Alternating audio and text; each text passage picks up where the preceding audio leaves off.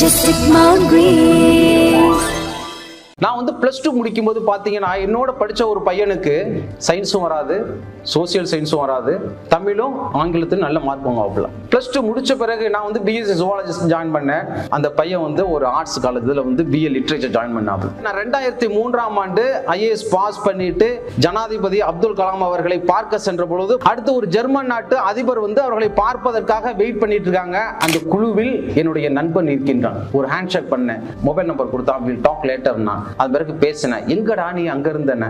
அவன் சொன்னான், இப்போ வந்து நான் வந்து டிரான்ஸ்லேட்டரா இருக்கேன், Germany to Hindi, Hindi to Germany, என்னுடைய சம்பளம் 3 லட்சம் ரூபாய் அப்படின்னு சொல்லி 2003ஆம் ஆண்டு சொன்னான். வியப்பாக இருந்தது. இப்பொழுது என்னுடைய சம்பளம் 3 லட்சம் ரூபாய். உங்களுக்கு படிப்பு வரவில்லை என்று சொன்னால் நீங்கள் வீழ்ந்து விடாதீர்கள். உங்களுக்கு ஏதோ ஒரு திறமை இருக்கிறது. அந்த திறமையை மட்டும் நீங்கள் கண்டுபிடித்து விட்டால் வாழ்க்கையின் உயரத்துக்கு செல்லலாம்.